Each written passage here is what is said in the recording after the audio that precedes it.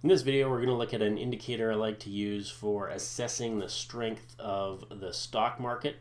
And you can see here I have a chart of the S&P 500 ETF, symbol SPY, along with an indicator down here. And what this indicator is showing is the percentage of stocks that are above the 50-day moving average.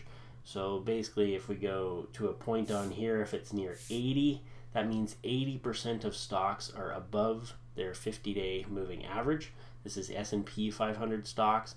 And if we went somewhere over here where it says 12, that means only 12% of stocks are above their 50-day moving average. So I don't necessarily trade the indexes directly or even SPY, but I do trade individual stocks, and I like this indicator because it basically tells me what's going on underneath the hood. So we can look at the indexes for a quick glance and say, hey, nice uptrends going on, maybe I should be buying. But we can also look at the indicator to see if that's actually what's going on. And we'll look at some examples a little bit later on where sometimes what the indicators tell us is different than what the S&P is telling us, the price. So how I use this is basically the general rule is when we're above 50, I'm accumulating and tend to be more aggressive the better conditions get. As we drop below 50, I take no new long positions because you can just see generally when we're below this 50 line, we are in declining or choppy. We sometimes kind of whipsaw that 50 line and it's just really choppy trading. So I like this better where we're above and holding above. The indexes are moving up, the trades I'm in are working well, and that all tells me, hey, if I have some capital deployed, I can deploy more or be fully invested.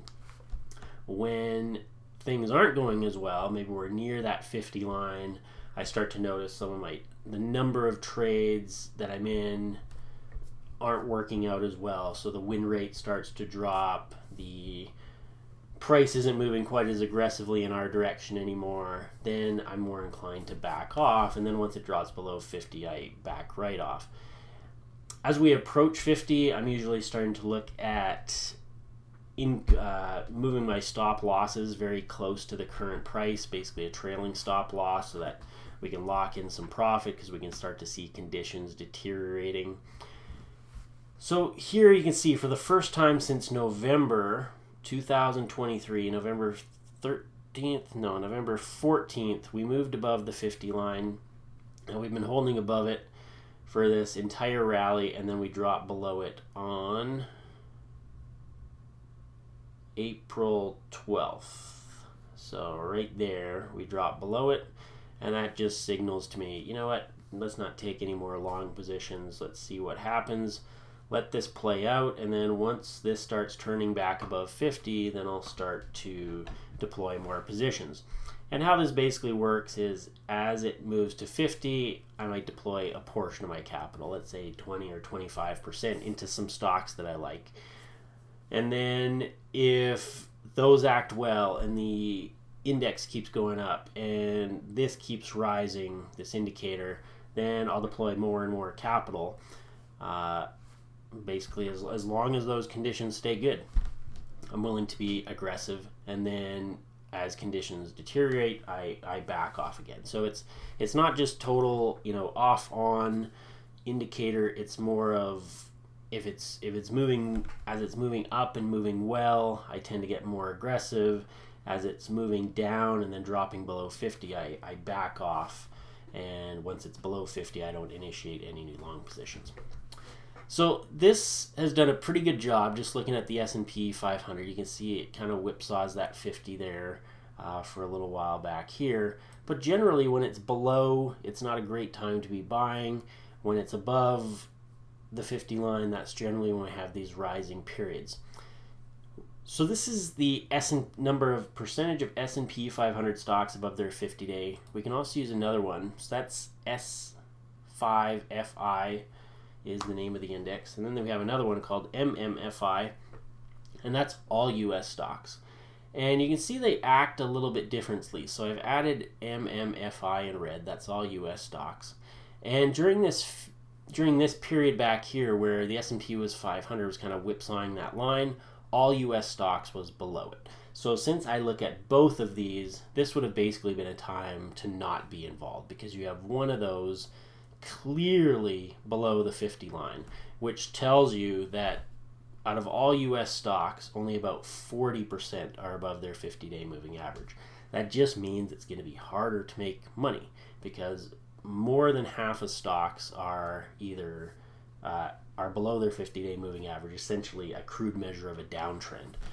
Once we get over here, we have both of them above, and that was, you know, a pretty good multi-month stretch of rising prices. Then both are below, and we have a multi-month stretch of falling prices. Both are above here. Nice, strong run through here. But what's interesting is if you look at the red line here, that's all US stocks. Starting about February, it's hugging that 50 line. So it's just barely enough to say, yeah, maybe I'll trade. But it's not great. So during this time, if we were looking at these, we could have said, you know what, maybe I'll have a little bit of capital deployed, but I'm going to be very cautious. And this is basically the approach I took these last couple months, because even though the index was moving up, if you look, it's quite choppy and it doesn't make a whole, it has a little spurt, then it pulls back and just barely goes up, and then pulls back and just barely goes up. So during this entire stretch, like, yes, it moved up, but it was very incremental, quite different than what was happening over here. We have a big surge, then a little pause, then a big surge, little pause, big surge. So this was a much more aggressive rally over in this area from November till, yeah, about till February. And then it gets a little bit more choppy, and then especially over here, it just gets really sideways, not a whole lot of upside momentum. And so this indicator basically told us to be very cautious because it was hugging the 50 line. And then both of them told us to get out right around this April 12th date, or not to initiate any new long positions. So basically, it's a good indicator to get a little bit of a read of what's going on in the stock market. The indexes, you know, you can look at them, but sometimes they're dominated by just a handful of stocks that are doing well.